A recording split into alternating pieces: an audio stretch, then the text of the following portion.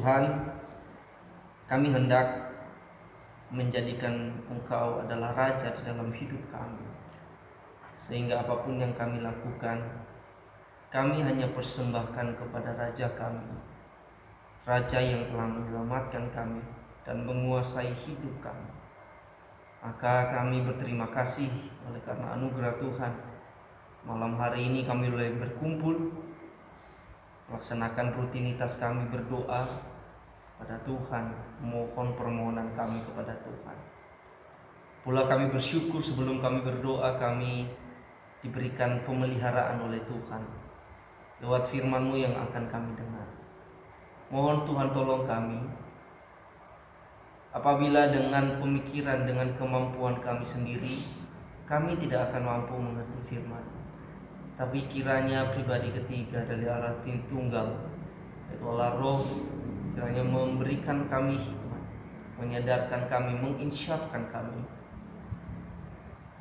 akan dosa-dosa kami lewat firman-Mu.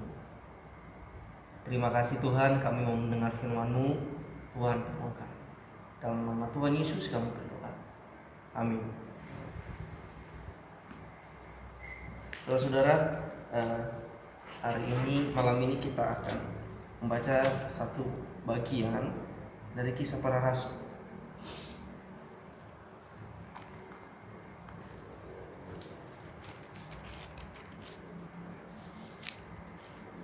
Kisah Para Rasul pasal 2.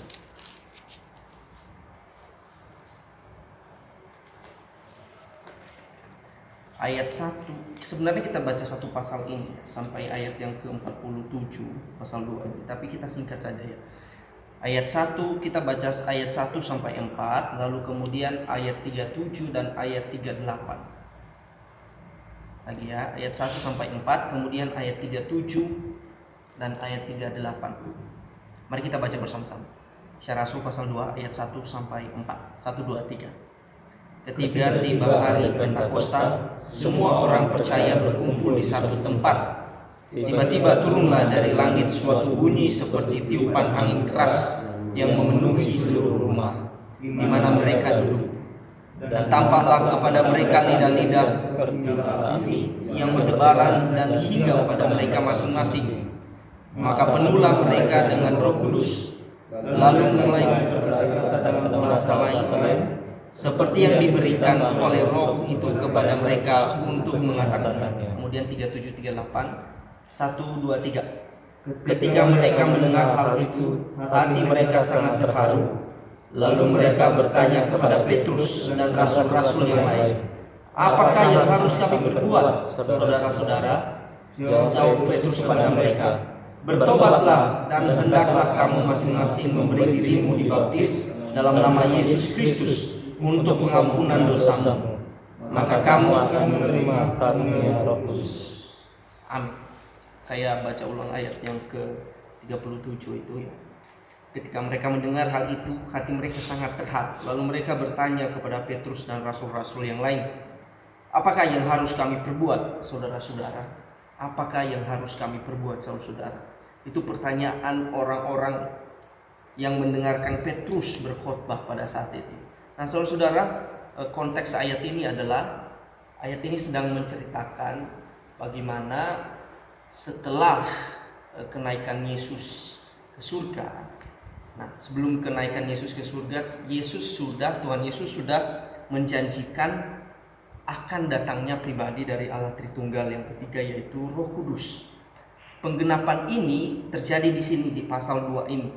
Hanya kita melihat di sini diceritakan di awalnya, di prolog dari pasal ini, dia bilang begini, ketika tiba hari Pentakosta. Nah, Pentakosta, saudara, adalah perayaan yang sangat penting. Ya, perayaan yang sangat penting yang harus dilakukan oleh orang Yahudi maupun penganut agama Yahudi. Nah, kita tahu Yahudi itu ada orang Yahudi asli, mereka punya agama adalah Yahudi, agama Yahudi. Dan banyak juga orang dari tempat lain, ya, bukan orang Yahudi asli, mempercayai atau juga menganut agama Yahudi. Jadi mereka tinggal di mana-mana gitu, tidak hanya di Yerusalem, ya, tidak hanya di Israel. Mereka tinggal di tempat-tempat lain, ya, mereka tersebar. Nah, pada saat perayaan Pentakosta, perayaan Pentakosta ini adalah perayaan yang dilakukan oleh bangsa Israel untuk merayakan panen yang telah selesai. Nah, ini sangat penting bagi mereka. Ini dilaksanakan setelah hari ke-50, itu dihitung pada saat Paskah. Nah, itu mereka selalu rutin setiap tahun seperti itu. Nah, perayaannya adalah di Yerusalem. Semua orang yang baik itu orang Yahudi asli maupun orang yang bukan Yahudi asli tapi menganut agama Yahudi, mereka harus datang ke Yerusalem untuk mengadakan perayaan Pentakosta. Nah, saudara-saudara, itu sebabnya dalam konteks pasal ini, saudara, semua orang baik, orang Yahudi asli ataupun penganut agama Yahudi berkumpul di Yerusalem. Mereka semua berasal dari latar belakang atau ras yang berbeda. Saudara, mari kita baca ayat 5. Ayat 5 ini menyebut begini. Waktu itu di Yerusalem diam orang-orang Yahudi yang saleh dari segala bangsa di bawah kolong langit. Ketika turun bunyi itu, berkerumunlah orang banyak. Mereka bingung karena mereka masing-masing mendengar rasul-rasul itu berkata dalam bahasa mereka sendiri. Mereka semua tercengang-cengang dan heran, lalu berkata, bukankah mereka semua yang berkata-kata itu adalah orang Galilea? Jadi mereka menganggap bahwa murid-murid yang mendapatkan karunia Roh Kudus ini pada saat Pentakosta ini adalah orang Galilea. Jadi mereka bukan dari bangsa lain. Dan tentunya mereka hanya tahu bahasa orang Galilea. Nah, saudara, mereka bertanya lagi, bagaimana mungkin kita masing-masing mendengar mereka berkata-kata dalam bahasa kita sendiri, yaitu bahasa yang kita pakai di negeri asal kita. Kita orang Partia, bukan orang Yerusalem, bukan orang Galilea, ya. Kita orang Media, kita orang Elam, penduduk Mesopotamia, bahasanya beda. Yudea, Kapadokia, Pontus dan Asia, Frigia, Pamfilia, Mesir, beda bahasanya, dan daerah-daerah Libya yang berdekatan dengan Kirene, pendatang-pendatang dari Roma, baik orang Yahudi maupun penganut agama Yahudi. Orang Kreta dan orang Arab, beda bahasanya. Kita mendengar mereka berkata-kata dalam bahasa kita sendiri, Nah, saudara, orang banyak sekali orang menyalahpahami ayat ini. Ketika ketika ada sebagian saudara kita di gereja lain yang menganggap ketika dikaruniai Roh itu berbahasa dalam bahasa yang tidak dimengerti. Nah, pada konteks ayat ini sebenarnya bahasa itu adalah bahasa yang dimengerti oleh orang lain. Ya, oleh orang lain. Nah, masalahnya adalah banyak orang yang menganggap ini adalah landasan karunia bahasa roh yang sekarang ngetren di gereja-gereja karismatik. Tapi sebenarnya itu tidak bisa digunakan untuk menjadi landasan ini. Karena yang ditekankan oleh Lukas di sini adalah dia mengatakan begini dalam ayat 4. Lalu mereka mulai berkata-kata dalam bahasa lain, bukan bahasa roh. Dalam bahasa lain, artinya dalam bahasa bahasa Asia, Pontus, Frigia, seperti yang diberikan oleh Roh itu kepada mereka untuk mengatakan. Nah, saudara, ini sangat jelas. Ini bukan bahasa roh. Ini adalah bahasa lain yang dianugerahkan Tuhan kepada mereka pada saat Pentakosta. Jadi Roh Kudus turun kepada mereka, lalu kemudian Roh memberi kemampuan kepada mereka untuk berbicara dalam bahasa lain. Nah, saudara, bahasa lain. Orang percaya mereka berkumpul di suatu tempat, ya. Bahasa lain. Bahasa lain itu apa? Nanti kita akan bahas dalam bagian selanjutnya. Tapi kita lihat dulu ayat pertama ini. Kita kembali lihat ayat pertama. Ketika tiba hari Pentakosta, semua orang percaya berkumpul. Nah, tafsiran mengenai berkumpul ada satu dari Harris. Ya, Harris mengatakan begini, berkumpul itu adalah yasat. Lalu kemudian dalam itu yasat bahasa Ibrani. Kemudian dalam bahasa Yunani adalah homotuamadon dalam bahasa Yunani. Nah, berkumpul itu bukan sekedar berkumpul. Di situ Arti dari berkumpul itu adalah with one accord. Artinya dalam satu suara, dalam satu perkumpulan, dalam satu suara. Mereka berkumpul di situ lalu kemudian sedang satu suara menyembah Allah. Nah, saudara, lalu kemudian tiba-tiba ada gemuruh datang, lalu kemudian datanglah turunlah lidah-lidah seperti nyala api atas mereka. Lalu mereka penuh dengan Roh Kudus. Nah, saudara, seperti yang sudah saya katakan tadi, penuh dengan Roh Kudus itu kemudian dijelaskan oleh Lukas di sini.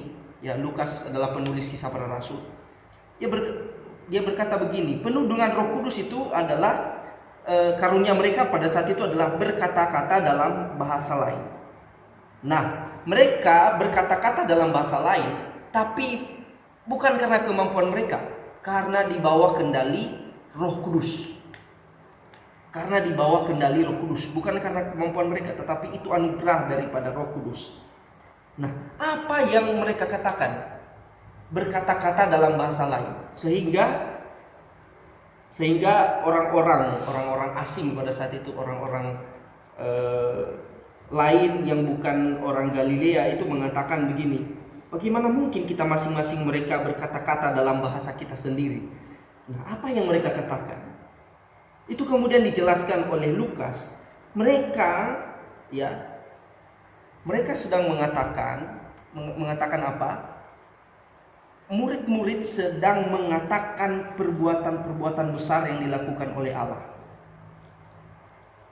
Maka kita bisa membacanya di dalam ayat 11. Dia berkata begini, baik orang Yahudi maupun penganut agama Yahudi, orang Kreta dan orang Arab, kita mendengar mereka berkata-kata dalam bahasa kita sendiri tentang perbuatan-perbuatan besar yang dilakukan oleh Allah. Nah, saudara, kalau kita mau mengambilnya atau menyederhanakan dalam bahasa yang sederhana sekarang ini yang kita kenal, artinya bahasa yang mereka lakukan, karunia roh yang mereka dapatkan waktu itu adalah karunia roh untuk memberitakan Injil, tetapi dalam bahasa orang lain. Nah, saudara, sayangnya sekarang bahasa karunia roh itu jadi sangat eksklusif sekarang dalam gereja. Ya, karunia roh itu sangat eksklusif sekarang dalam gereja. Hanya sekedar berucap, tapi bahasanya juga kita tidak mengerti apa artinya.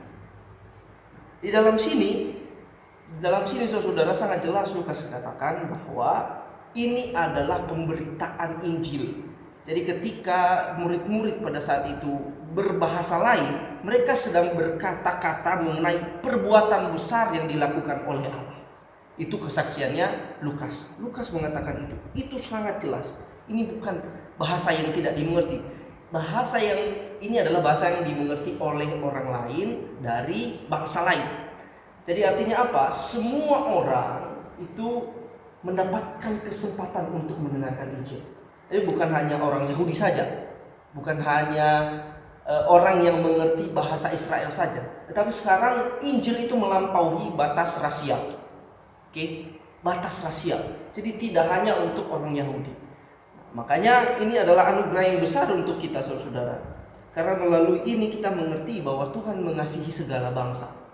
Kan kalau tidak mengasihi segala bangsa, mungkin sekarang saya dan saudara-saudara, bapak-bapak sekalian, mungkin sekarang tidak mengenal Kristus. Ya kan? Tidak mengenal Kristus. Karena kalau misalnya Tuhan tidak mengasihi segala bangsa, maka ia hanya akan mengasihi Israel secara eksklusif. Tidak akan ada Injil yang kita dengarkan sekarang. Jadi Injil itu melampaui batas rasial, dan Roh Kuduslah yang memampukan murid-murid untuk mengatakan Injil itu pada saat itu. Nah, saudara, kita lanjut lagi. Lalu kemudian dalam ayat 13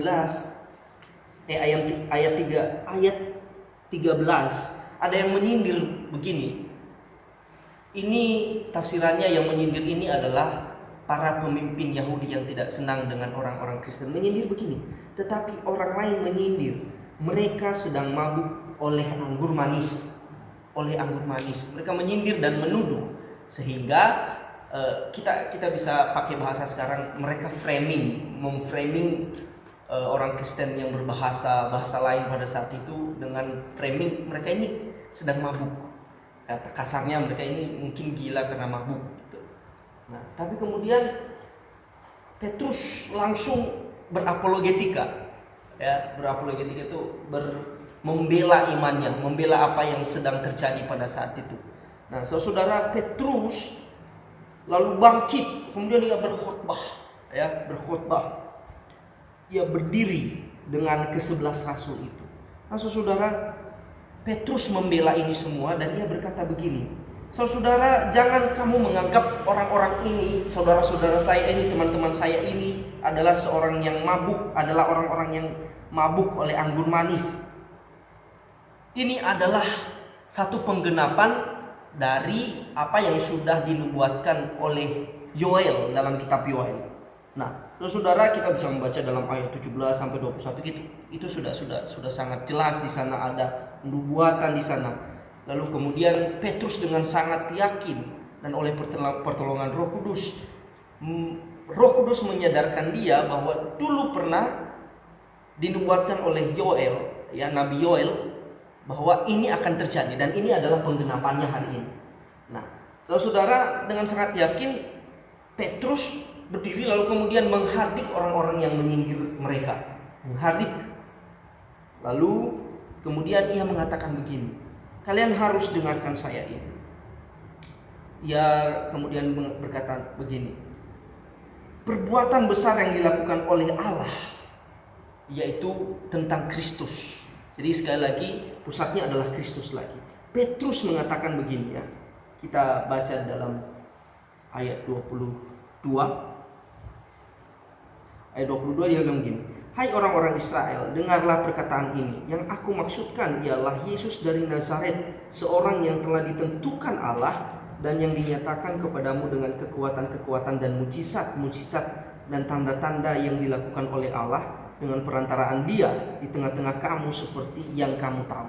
Nah, pertama adalah dia mengatakan bahwa Yesus itu adalah seseorang pribadi yang ditentukan Allah sejak semula. Kemudian lanjut dalam ayat yang ke-23, ia menceritakan bagaimana kematian Kristus. Ia cerita begini, dia yang diserahkan Allah menurut maksud dan rencananya telah kamu salibkan dan kamu bunuh oleh tangan bangsa-bangsa durhaka. Jadi pertama, Kristus itu telah ditentukan. Kemudian yang kedua adalah dia menceritakan kematian Kristus. Lalu kemudian yang ketiga, ayat 24, tetapi Allah membangkitkan dia dengan melepaskan dia dari sengsara maut, karena tidak mungkin ia tetap berada dalam kuasa maut itu. Nah, yang ketiga, ia menceritakan kebangkitan Kristus. Lalu kemudian ayat 36, jadi seluruh kaum Israel harus tahu dengan pasti bahwa Allah telah membuat Yesus yang kamu salibkan itu menjadi Tuhan dan Kristus. Jadi ada 4 di sini ya. Pertama adalah Kristus telah ditentukan. Kemudian yang kedua adalah ia telah mati.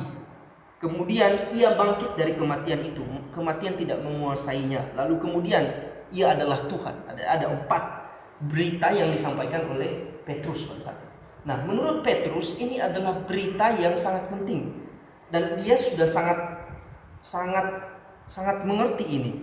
Dia sudah sangat mengerti ini dan Roh Kudus mengingatkan dia akan ini karena dia juga adalah orang Israel asli. Nah, saudara, ketika ia mengerti ini dan semua orang Yahudi juga mengerti hal ini, ketika ia menceritakan ini, maka langsung ayat 37 mengatakan mereka yang mendengar hal itu hati mereka sangat terharu. Terharu ini adalah terpukul, tertusuk, tertohok gitu. Ya, sangat dalam. Nah, ini artinya bahwa orang-orang yang mendengarkan ini, orang-orang Yahudi, orang-orang yang menganut agama Yahudi tapi bukan orang Yahudi pada saat itu mengerti konsep yang diceritakan oleh Petrus. Sangat mengerti sehingga mereka terharu, tertusuk.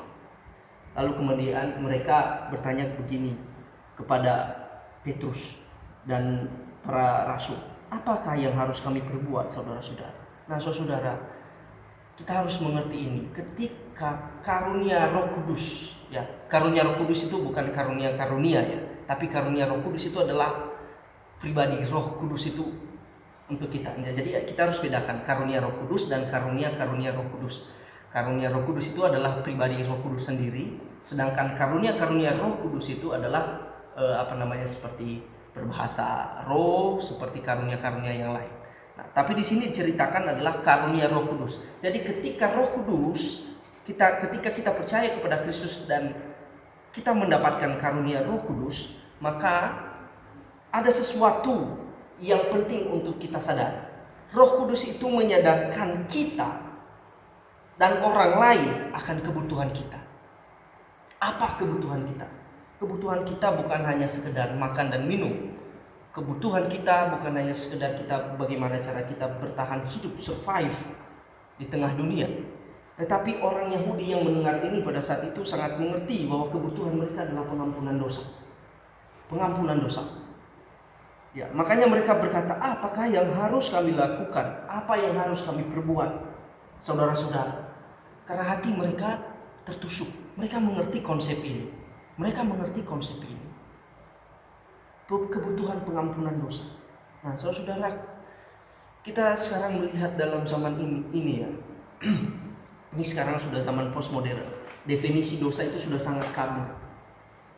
Definisi dosa sudah sangat sekali kabur. Perbuatan dosa itu dianggap sangat subjektif. Yang saya pernah sampaikan ini di Bible Study di Bethel. Sekarang orang postmodern, orang zaman sekarang menganggap dosa itu dari berbagai perspektif. Misal sekarang kita lagi ada dalam pandemi corona. Analoginya seperti ini. Ada banyak orang yang tidak punya pekerjaan, tidak bisa membiayai hidup. Dan karena tidak bisa membiayai hidup, seseorang mengambil keputusan untuk mencuri. Dan ketahuan mencuri, banyak netizen nih. Ini dikabari misalnya dimuat dalam satu kabar. Saya pernah baca ini juga. Dimuat dalam satu artikel berita. Kemudian banyak netizen yang berkomentar begini, enggak, dia tidak salah. Dia hanya sedang butuh makan. Tolong Pak Polisi lepaskan dia. Menurut mereka ini bukan perbuatan dosa. Yang lain berkata begini, oh ya tidak apa-apa. Tidak apa-apa karena memang sekarang sedang susah. Jadi hal itu adalah hal yang lumrah. Sekarang saudara, definisi dosa sangat kabur. Sangat subjektif. Sangat kontekstual. Oh ya kalau dia berbuat jahat karena ini, oh itu bisa dimaklumi. Saudara, Alkitab tidak pernah memaklumkan dosa oleh karena hal-hal apapun, oleh karena kausalitas apapun, oleh karena sebab apapun. Sebab apapun, dosa tetap dosa.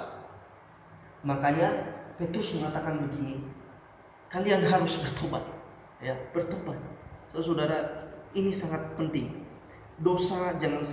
Definisi dosa jangan sampai kabur di dalam pengertian kita. Maka orang yang mengerti, orang yang mendapatkan karunia Roh Kudus itu sesungguhnya dia mengerti dan selalu disadarkan bahwa dosa itu tetaplah dosa. Dosa tetaplah dosa. Jadi kita koreksi diri kita sekarang. Koreksi diri. Apakah ini kan kita sudah percaya pada Kristus dan kita sekarang sudah mendapatkan karunia Roh Kudus. Apakah kita pernah sekali menganggap perbuatan dosa itu adalah perbuatan yang tidak apa-apa? Karena sesungguhnya dalam teologi Lukas, dalam teologi kitab Kisah Para Rasul dan kemudian Injil Lukas, penulisnya sama. Dosa itu tidak bisa didefinisikan dengan pudar, dengan samar-samar. Dosa saja tetap dosa. Saudara, kita harus mengerti ini. Ketika Lukas berbicara soal Roh Kudus, maka ia mengatakan begini, Roh Kudus menyadarkan setiap orang akan dosa. Menyadarkan kebutuhannya juga, yaitu pengampunan dosa. Nah, saudara, Roh Kudus memantapkan hati kita untuk menyadari dosa. Nah, saudara, ketika sudah memantapkan hati kita untuk menyadari dosa, maka sekarang Roh Kudus pasti akan membawa kita kepada jalan pertobatan. Oke, jalan pertobatan. Maka kita baca dalam ayat 38 begini. Jawab Petrus kepada mereka, bertobatlah dan hendaklah kamu masing-masing memberi dirimu dibaptis dalam nama Yesus Kristus untuk pengampunan dosamu. Maka kamu akan menerima karunia Roh Kudus. Bertobatlah ya. Sebab bagi kamulah janji itu, dan bagi anak-anakmu, dan bagi orang yang masih jauh, yaitu sebanyak yang akan dipanggil oleh Tuhan Allah kita. Dengan banyak perkataan lain lagi, ia memberi satu kesaksian yang sungguh-sungguh, dan ia mengecam dan menasihati mereka. Katanya, berilah dirimu diselamatkan dari angkatan yang jahat ini. Lalu kemudian langsung orang-orang yang menerima perkataannya itu memberi diri dibaptis, dan pada hari itu jumlah mereka bertambah kira-kira 3.000 jiwa. Jadi sangat jelas di sini Lukas mengatakan bahwa Roh Kudus sudah sudah dikaruniakan kepada kamu, lalu kemudian kamu harus akan bertobat. Ya, bertobat. Jadi Roh Kudus itu membawa kepada penginsyafan akan dosa, lalu kemudian bertobat. Nah, saudara, kemudian langsung ke ayat 46.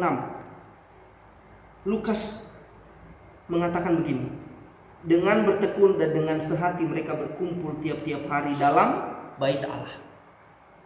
Mereka memecahkan roti di rumah masing-masing secara bergilir dan makan bersama-sama dengan gembira dan dengan tulus hati, sambil memuji Allah.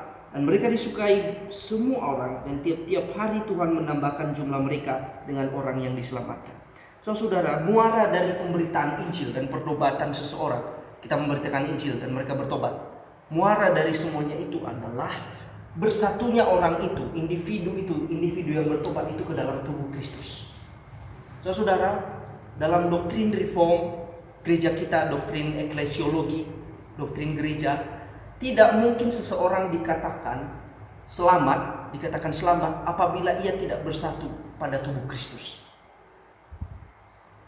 Saudara-saudara, saya pernah mendengar kesaksian dari seorang penginjil di Malang.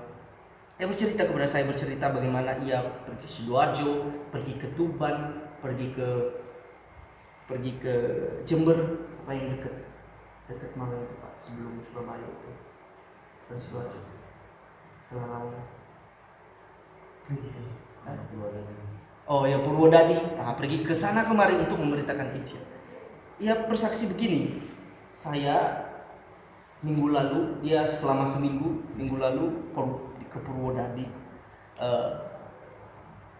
Saya seminggu lalu membaptis seorang haji.